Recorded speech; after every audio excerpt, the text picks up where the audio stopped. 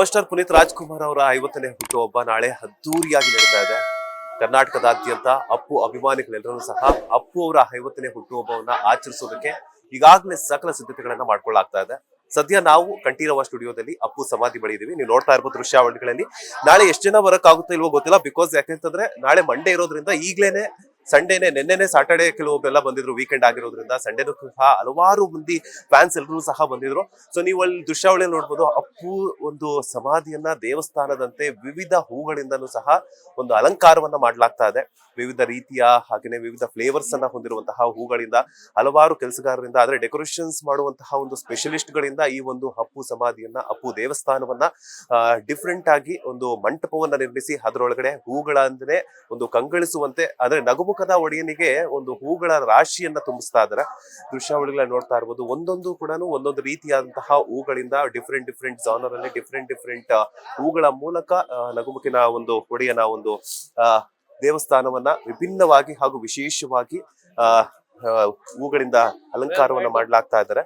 So ಅದ್ರ ಜೊತೆಗೆ ಒಂದ್ ಕಡೆ ಸಾಲಾಗಿ ಬಿಸಿಲು ಅಂತಾನು ಸಹ ಲೆಕ್ಕಿಸದೆ ಸಾಲಾಗಿ ಕರ್ನಾಟಕದಾದ್ಯಂತ ಬೇರೆ ಬೇರೆ ಜಿಲ್ಲೆಗಳಿಂದನೂ ಸಹ ಅಪ್ಪು ಅಭಿಮಾನಿಗಳೆಲ್ಲರೂ ಸಹ ಸಾಲಾಗಿ ಬಂದು ಅಪ್ಪು ಅವರ ಸಮಾಧಿಗೆ ಅಲಂಕಾರವನ್ನ ಮಾಡ್ಲಾಗ್ತಾ ಇದ್ರು ಕೂಡ ಆ ಒಂದು ಗ್ಯಾಪ್ ಅಲ್ಲಿ ನಾವು ಅಪ್ಪು ಅವರ ದರ್ಶನವನ್ನ ಪಡ್ಕೊಳ್ತೀವಿ ಅಂತ ಹೇಳ್ಬಿಟ್ಟು ಸಿಕ್ಕಿರುವಂತಹ ಒಂದು ಸಮಯದಲ್ಲೇನೆ ಎಲ್ಲ ಅಭಿಮಾನಿಗಳು ಸಹ ಒಂದು ಅವಕಾಶವನ್ನ ಸದುಪಯೋಗ ಮಾಡ್ಕೊಳ್ತಾ ಇದ್ದಾರೆ.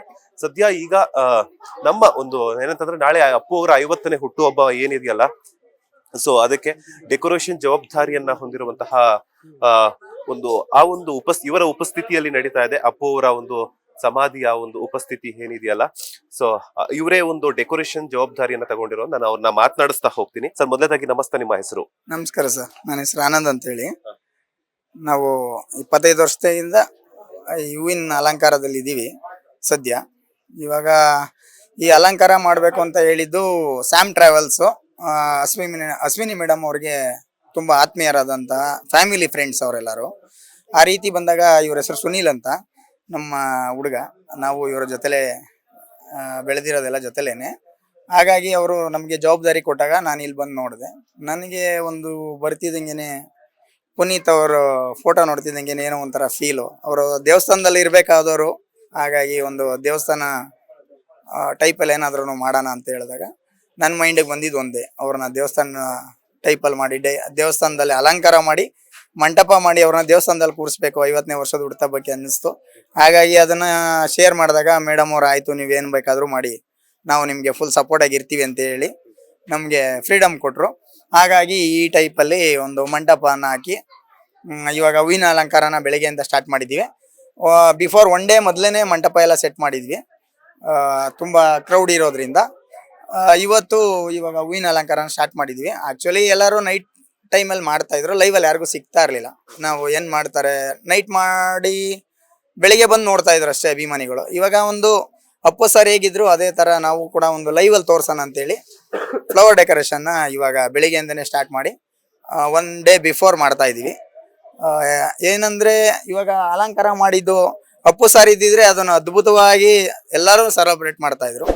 ಇವಾಗ ಆದ್ರೆ ಸ್ವಲ್ಪ ಹೂವಲ್ಲಾದ್ರೂ ಅವ್ರ ಜೊತೆಲಿ ಇದ್ದಾರೆ, ಹೂವದಲ್ಲಿ ಇದ್ದಾರೆ ಅಂತ ಹೇಳಿ ಆ ಸೆಲೆಬ್ರೇಷನ್ ಇನ್ನೂ ಸ್ವಲ್ಪ ಗ್ರ್ಯಾಂಡ್ ಆಗಲಿ, ಜಾಸ್ತಿ ಆಗಲಿ ಅಂತೇಳಿ 1 ಡೇ ಬಿಫೋರ್ ಮಾಡ್ತಾ ಇದೀವಿ. ಇದಕ್ಕೆಲ್ಲ ಕಾರಣ ಒಂದು Sam travels tours and travels owner ಏನಿದಾರಲ್ಲ, ಅವ್ರ ಕಡೆಯಿಂದ ಇದನ್ನ ನಾವು ಮಾಡ್ತಾ ಇದೀವಿ. ಅವರು 50 ಇಯರ್ಸ್ ತುಂಬಾ ಚೆನ್ನಾಗಿ ಗ್ರ್ಯಾಂಡ್ ಆಗಿ ಕೇಕ್ ಕಟ್ ಮಾಡಿ ಇದೆಲ್ಲ ಮಾಡ್ಬೇಕು ಅಂತ ತುಂಬಾ ಆಸೆ ಇತ್ತು.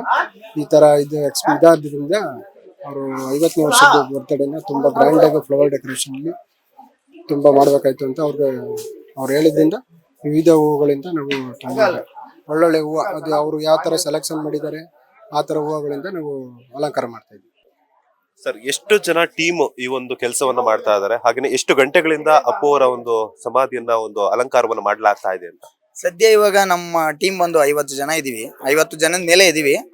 ಮತ್ತೆ ಇಲ್ಲಿ ಲೈವ್ ಅಲ್ಲಿ ಇರೋ 50 ಜನ, ಈ ಬ್ಯಾಕ್ ಗ್ರೌಂಡ್ ಅಲ್ಲಿ ತುಂಬಾ ಜನ ಇರ್ತಾರೆ. ಹಾಗಾಗಿ ಇವಾಗ ಸದ್ಯ ಇಲ್ಲಿ 50 ಜನ ಕೆಲಸ ಮಾಡ್ತಿದ್ದಾರೆ. ತುಂಬಾ ಇನ್ನ ಹೂವುಗಳು ಬರೋದಿದೆ. ಎಷ್ಟೊತ್ತಾಗುತ್ತೆ ಅಂತ ಹೇಳಕ್ಕಾಗಲ್ಲ.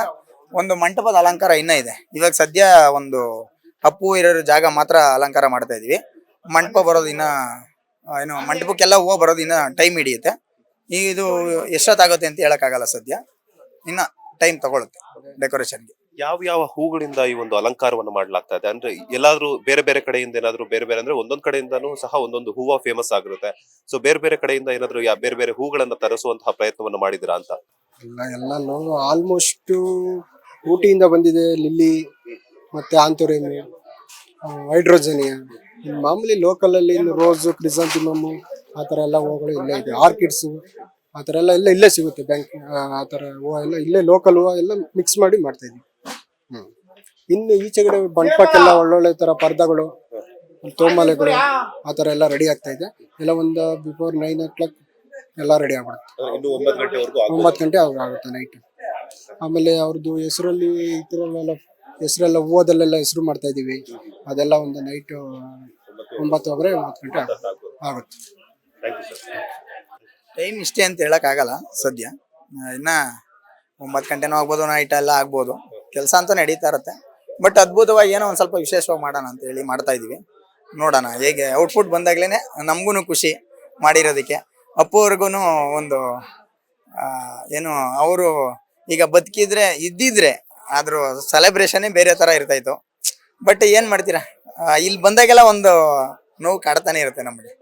ಈ ಜಾಗಕ್ಕೆ ಬಂದ್ರೇನೆ ಒಂಥರ ಫೀಲ್, ಅವ್ರು ಇರ್ಬೇಕಾಗಿತ್ತು ಆ ತರ. ಆ ಸ್ಮೈಲ್ ನೋಡಿದ್ರೇನೆ ಒಂಥರ ಏನು ಮಾಡಕ್ಕಾಗಲ್ಲ ಸದ್ಯ.